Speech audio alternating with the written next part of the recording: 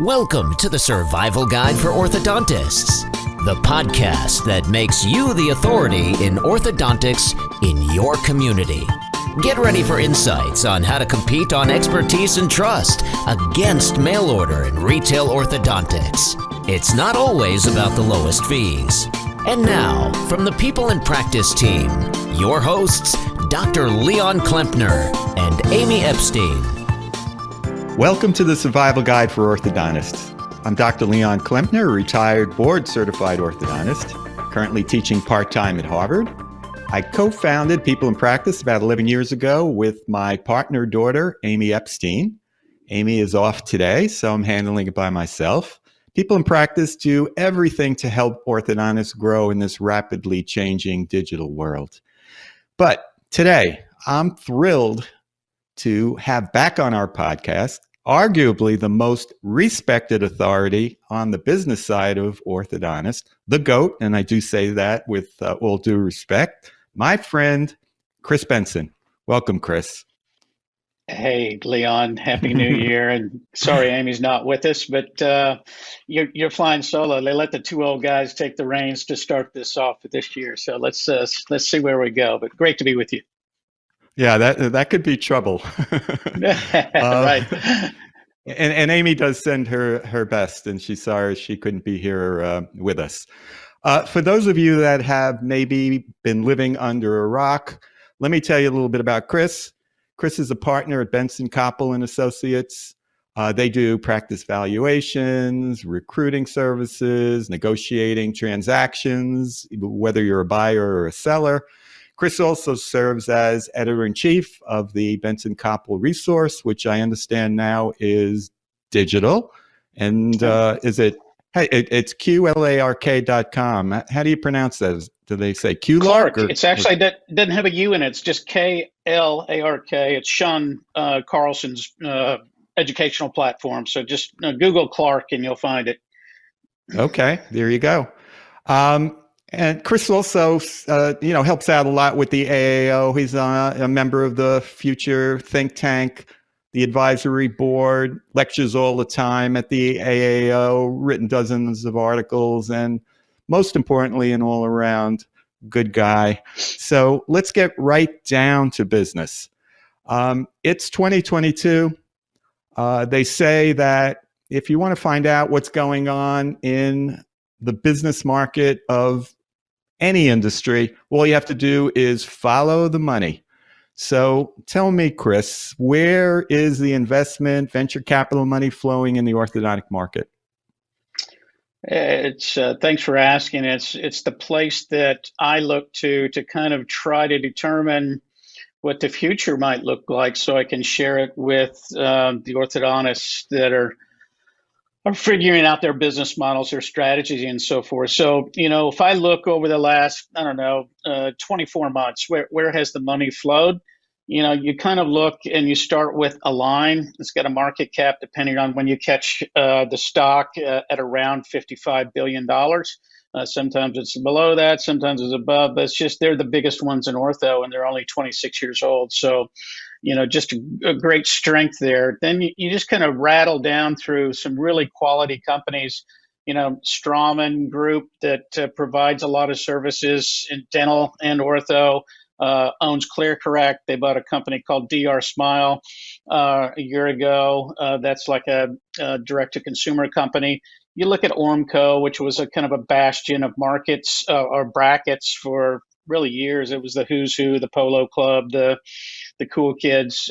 They're really putting all their investment dollars into their aligner right now, called Spark, and Insignia, which was an incredibly awesome idea, is really kind of shelved right now. The Damon bracket still exists, but I don't think we're going to see a whole lot of more of R&D dollars chasing that. You look at Rocky Mountain last year; they were bought by Ortho America Holdings. It's really, they had 24 or so reps in the United States. Now they have single digits. they're taking that product and its whole suite of the Rocky Mountain products down to South America. So that was that play. You look at Dentsply Sirona, they got totally out of the bracket business, made some pretty brash statements and said the future is aligners, period. And then they spent $1 billion in cash and bought a company called Byte, another direct-to-consumer company. You look at Lightforce, they raised $50 million. This is a mass digitized, customized, bracket and direct bonded. That's the future of the bracket world. You look at Embrace on the West Coast. John Pham and his group raised another $102 million last year in Series D financing, on top of $70 million that they had before. So that's going to make a splash in orthodontics over time. You just got to believe. Dental Monitoring, a French company, just raised very quickly $150 million and has a valuation of $1 billion for virtual monitoring and other digital play. You got ULab that just raised $54.5 million in Series E financing, a digital play. You got KLO and Braces with a product called Stride that's a lighter version of Lightforce, I guess you'd say. And they're going to be chasing some money. So all this tells me that there's not going to be a lot of R&D dollars spent by the big bracket companies on brackets anymore. It's all going into aligners. It's going into digital workflow. It's going into digital printing. And the future of orthodontics is going to be digital. That means a lot of things, mostly lab fees. So we got to reorganize our P&L, and it means changes in digital workflow, which means we have to deploy people differently in order to have high quality of life. So long answer, Leon, but a lot of money flowing into digital. That's the future. It's going to take 9 years more to get more serious about that, but that's where I'd be headed strategically with my practice right now is understanding and getting into the digital space deep, because if you wait 5 more years, it's going to be a steep hill to climb. Yeah, it's the exact same message that I heard from Joe Hogan. He was our guest on the last podcast. And, hearing it from Joe Hogan, I take it with a grain of salt. Obviously has vested interest in that. But hearing it from you and that list that you rattled off, I think the message is very clear. And, at Harvard, where we, teach the residents, we're really spending a lot of time on the digital workflow and aligners. And I know from a marketing standpoint, that's the space that people in practice are in. And we feel that it's critical in terms of new patient acquisition at the same time. So there just seems to be a lot going on, and those orthodontists that are riding the past, I think, are in jeopardy of not catching up in time if they don't begin to move forward, at least in this realm. I would agree. Did you know that, just statistically, a new patient that contacts an orthodontic website, that there is only a 3% chance that new patient is actually going to convert to an in-house consultation? It's that low. And that's just because, that's just because, websites are most orthodontic websites they look like calling cards with, name and address, and there's no opportunity to digitally interact. And these are all areas that we're on the forefront of people in practice, but I can see how, it is critical as we move forward. Let me ask you this question, since we're talking about the industry. I can't help but see the Smile Direct Club $2.14 a share. I think it was last time I looked. I don't know. It seems to me that they're on their last legs, or maybe there's something I don't know about. What do you think is going on there, and what is their strategy in terms of surviving? This is a company we've all taken notice of over the last 5, 6, 7 years.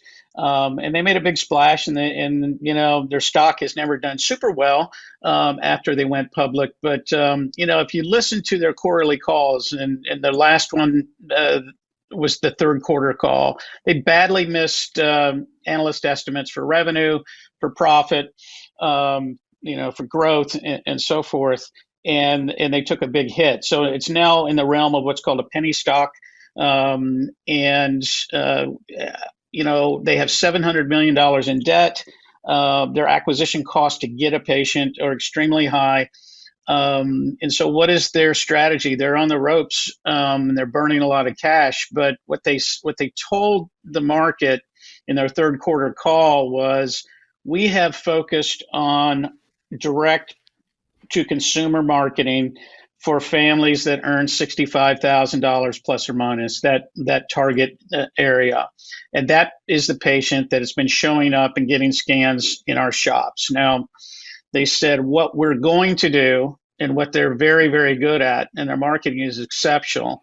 If you watched any of the college bowl games, you see them. It seems like every other commercial is a small direct commercial. So they're still burning a lot of cash on commercials, but they're smart about where they're targeting. And so they said they're going to go up market, and they're going to target what they feel like is that Invisalign patient that is showing up in an orthodontic office to try to juice their business. And they think that is the $120,000 and up income family. So, the message to orthodontists is now is the time to really, have your eyes wider open with regards to patients that are coming in that might be comparison shopping between you and, Smile Direct Club, because they are targeting the patients that are coming to your office, and they're pretty good at marketing.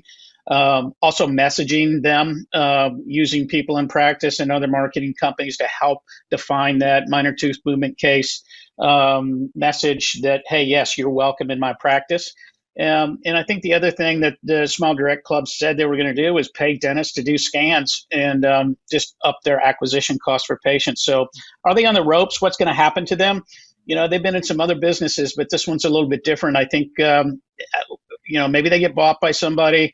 I don't see a Hail Mary working for them. COVID wasn't good to them, and it was good to the orthodontic space. So, it's time for orthodontists to be a little bit competitive. Grab those patients. Don't let them migrate and drift to an SDC model. You want those people in your practice. They want to see a specialist. Up your game on that, and be aware that they're targeting the patient that's coming to your office right now. But it's kind of nice to see them on the rocks if you're an orthodontic specialist purist like I am. And so I think we have a good opportunity to kind of keep them on the canvas, so to speak. Well, I mean, I love to see them on the rocks, and that for sure. But on the other hand, I love the fact that they've created a market for us, and they've created an appetite Absolutely. for us.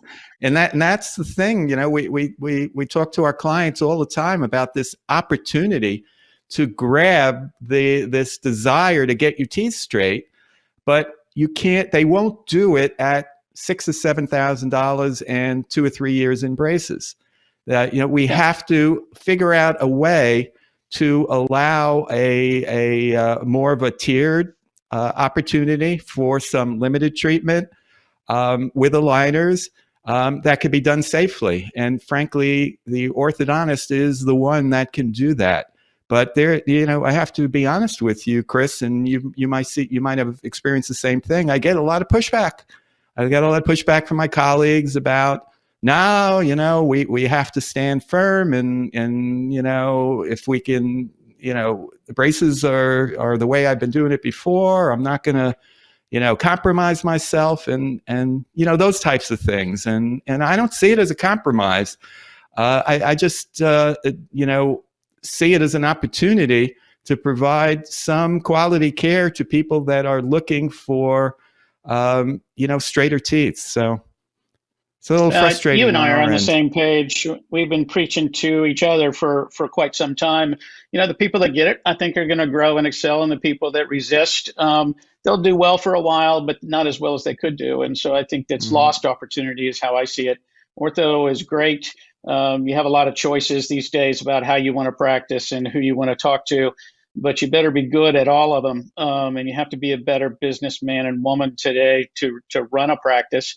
And if you want to capture these minor tooth movement cases at, $3,000 or $4,000 in 4 or 5 appointments, they're profitable. There's ways to do it. And we're seeing example after example. So keep your ear to the ground, learn from somebody or your colleagues, and you'll learn. And I know you guys have trained your clients to do that, and they're growing. So, you got to have a Sherpa. Somebody's got to show you and take your hand and show you how to do this. You guys are a great choice for that.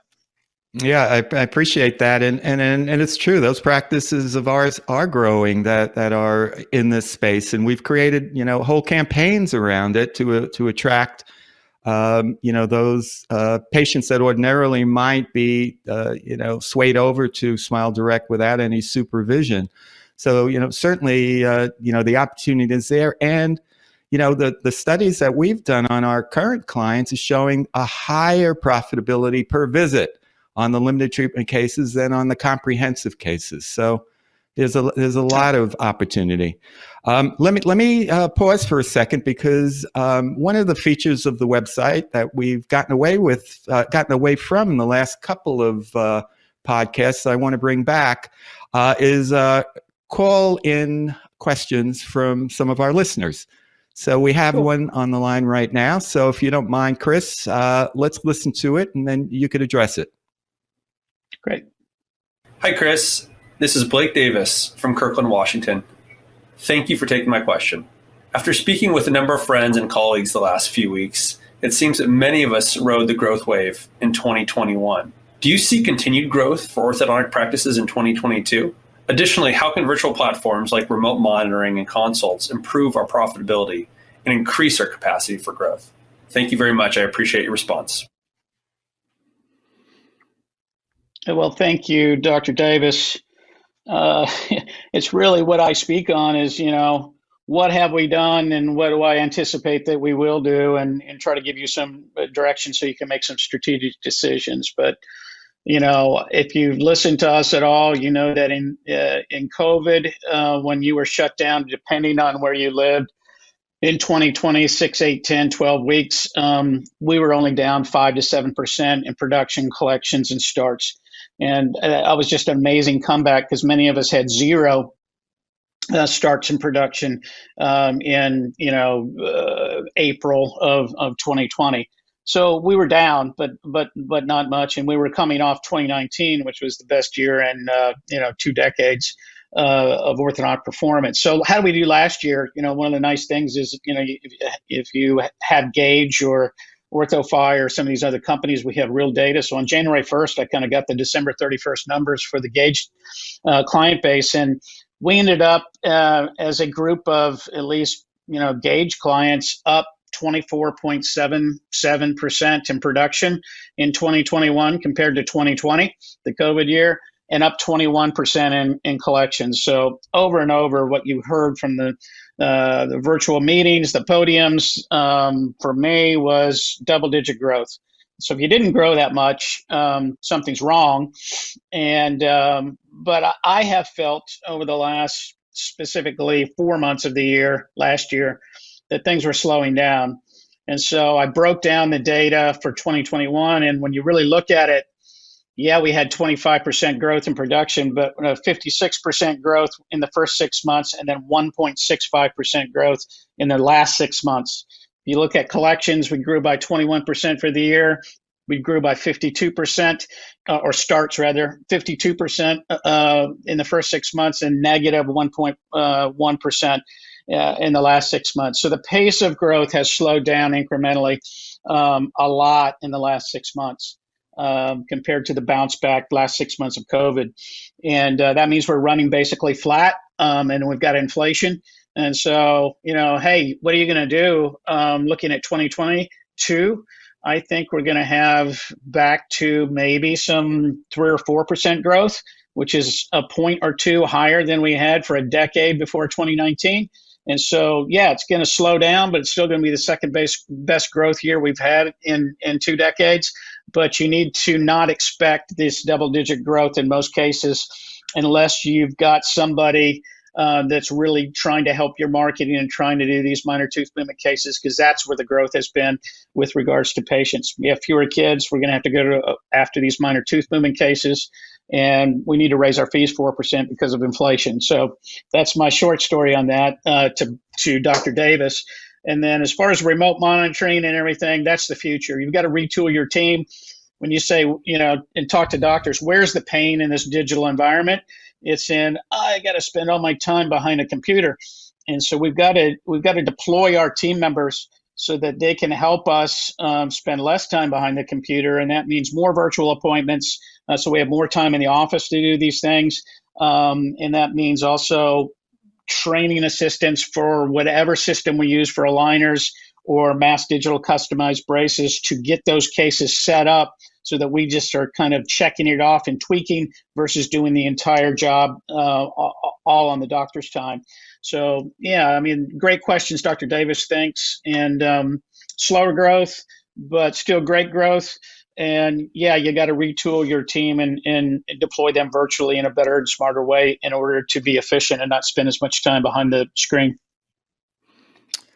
Yeah, Chris, that it circles back into, the whole digital workspace and dental monitoring. We feel that dental monitoring is really the future of enabling practices to do that. When we look at our limited treatment cases, our clients that are doing the limited treatment options, we're seeing high profitability because of few visits and less chair time. So, you could do a 6-month case and see the patient initially, use a remote monitoring, and perhaps see them once in between, or maybe not, and then they're back for removing the attachments and delivering the retainer. And, the profitability on that can be as high as $800 or $1,000 a visit with a lower overhead for aligner cases. And it doesn't mean you have to do them yourself. There are plenty of options other than the big ones like Align, where you could lower your overhead. And practices that are doing that are able to leverage that. So, the delegation, this is similar to what we've seen in medicine 10 or 15 years ago. I think the same is taking place in dentistry now. And there's a lot that can easily be delegated with remote monitoring. Somebody looking at the dashboard can be trained to identify the goes and no-goes, call you over when needed so that you could determine whether we need to see the patient in the office or not, things like that. So, it's a consistent message, and what I'm hearing from you and other consultants and our own experiences that I don't think that we could ignore.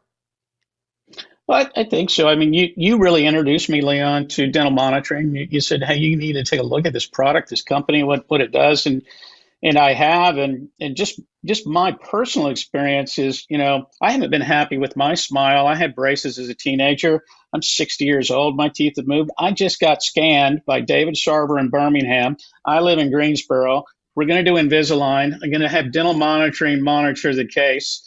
This is going to be, for me, a bit of a case study for how to speak about, this digital movement personally from the podium, because I think we're going to be able to manage my case with 2 or 3 visits where I get some nice dinners with David, and that's it. And, fortunately, I can do that. But, can you do that with people in town? Heck yeah. And we're seeing this over and over. So I totally agree. And this whole idea of your staff in medicine and the parallels, the term I'm using for orthodontists is turn some of your staff into PAs.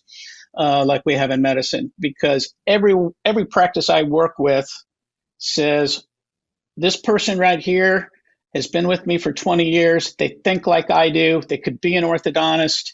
They're just amazing, and so forth. That's a skill set that can be turned into a PA, that can be a virtual assistant for you and really save you tons of time. That's where we're headed. That's where orthodontics is going. I see it very clearly. A lot of people don't want to be there because they don't have to be there because they're so busy right now. But we're going to go back to a tighter market. And, in order to get some of this incredible fun growth that you've experienced in 2021, you have to do some things differently. And, I think first guy over the hill, takes a lot of arrows in the chest. You don't have to be the first guy of the hill anymore. There's a lot of evidence that says, hey, this works. You're not going to get, burned or cut or bleed a lot. You got to learn some things, but you got to be willing to change. And I think it could be a lot of fun. Yeah, for sure. And for those residents coming out or young practitioners that are, getting their start with some of the OSOs or DSOs and then go out on your own, we see a number of those occurring 5-6 years out, opening their own practice because they want to captain their own ship, understandably, just as I did. It's time to rethink the footprint of your office. Do you need that many chairs? Do you need that much space? I've often threatened, our people in practice team that, hey, you know what? I'm in New York City. I'm just going to rent, an operatory from a dentist and use some remote monitoring. And I think I could kill it. If I have one really good, give me a really good assistant that I could train, or a hygienist, or somebody that could help me. Maybe, somebody to answer the phone, or maybe not. Maybe, maybe some service to answer the phone. I mean, that's it. I think I could do really, really well without, the $4,000 square foot or 6,000 square foot, 8 operatories, and, the whole bit. I think I would agree with that. I've been saying that we need smaller footprints in the future. Certainly, you can do a lot at a 2,400 square feet with 4 chairs, and as long as you've got radiography and a great web hookup. So, I think that's where we're headed is just being more efficient with our space, with our people, and when you're paying whatever your lab fee is, but we're going to move to right now. Depending on how you really look at the data, at least 1 in 4 or 1 in 5 case starts in America has a lab fee associated with them. By 2030, that's going to be over half. By 2040, it's going to be 75%. Do brackets ever totally disappear? Probably not. But if 75% of the country's starts are going to be with lab fees, that's a fundamental change in your P&L.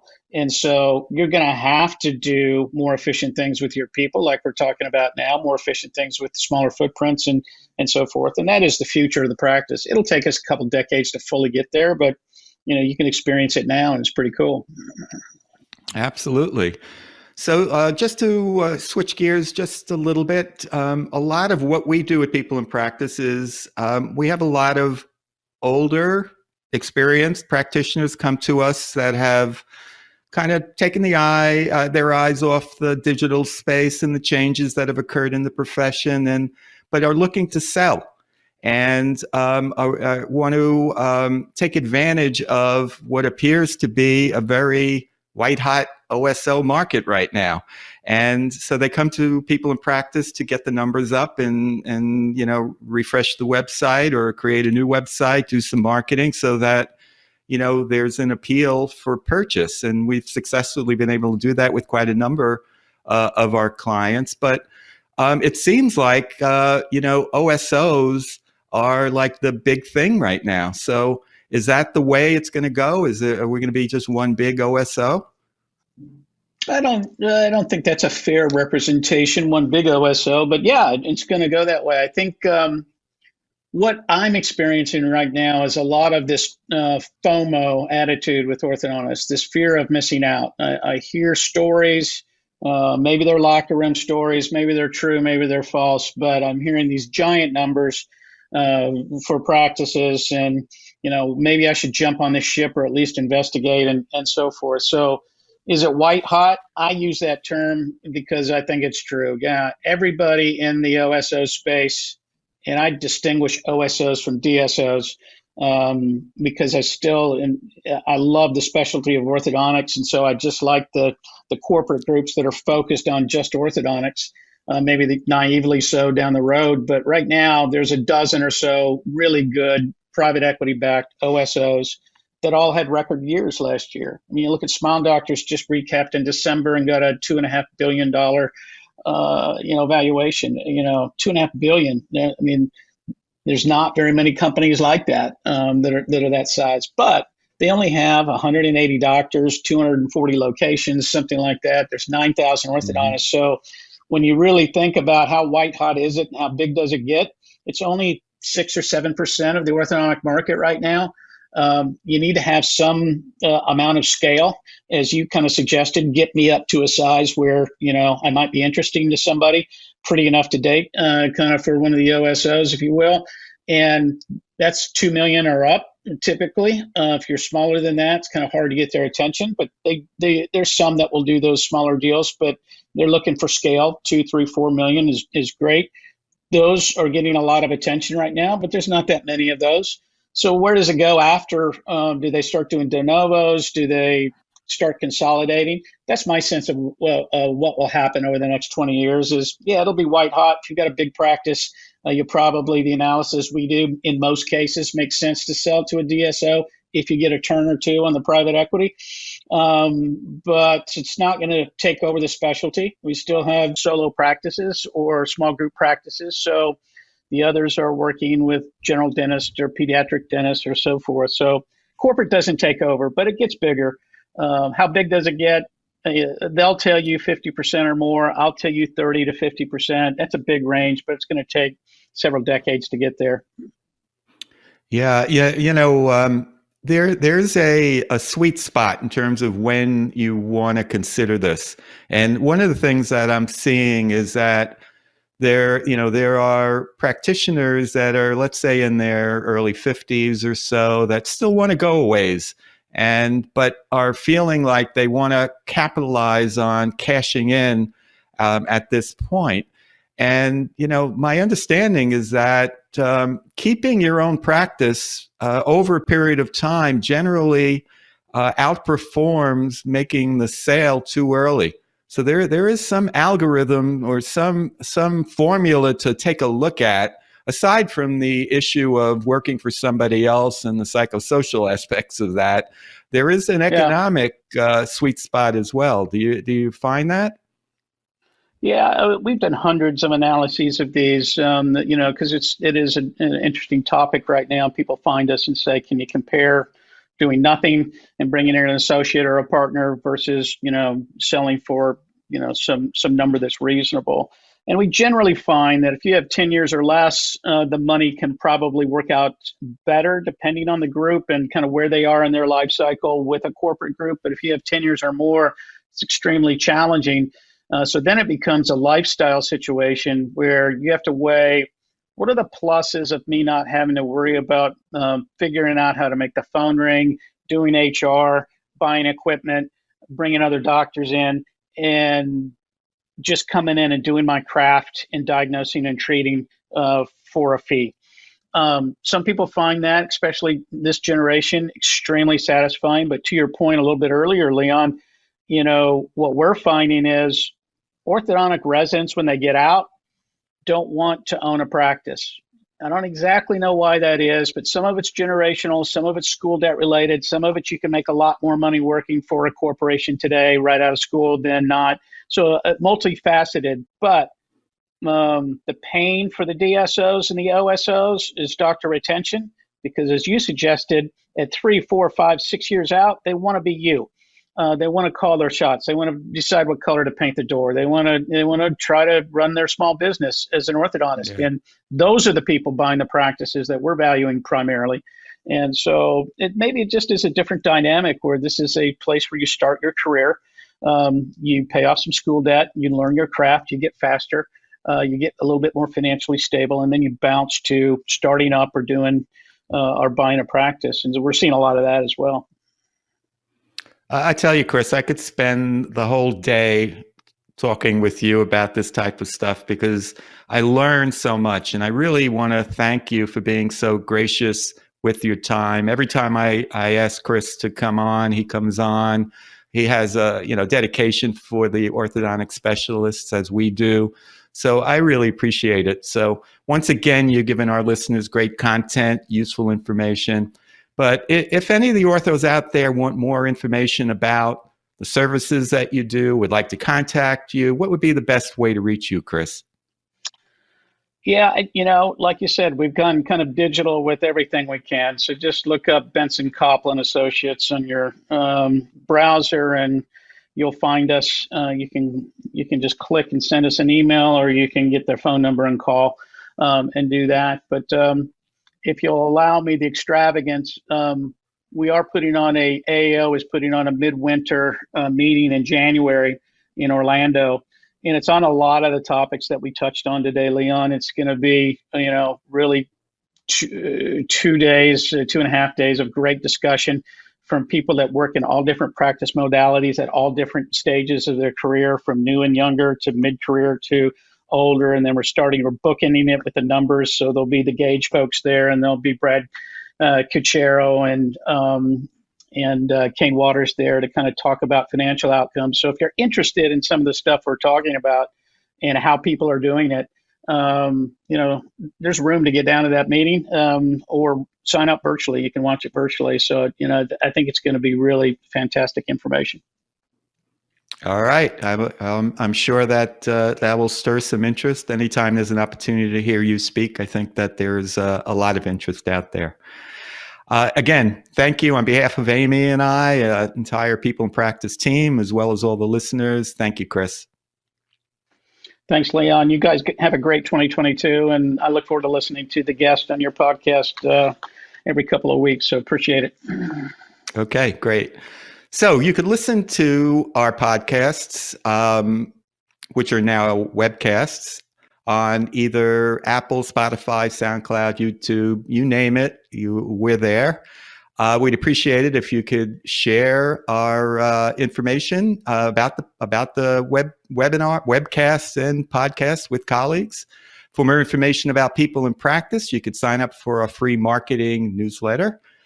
Just go to pplpractice.com, our website. Thank you for watching and listening. If you'd like to contact me directly, you could shoot me an email at leon@pplpractice.com. And remember, for forward-thinking orthodontists, it's never been a better time to be an orthodontist. We are in the golden age, so take advantage of it. Bye-bye for now. Thank you for joining us on the Survival Guide for Orthodontists, where we help your practice grow within a massively disrupted industry. Subscribe to this podcast and connect with us on social media. Find us online at thesurvivalguidefororthodontists.com.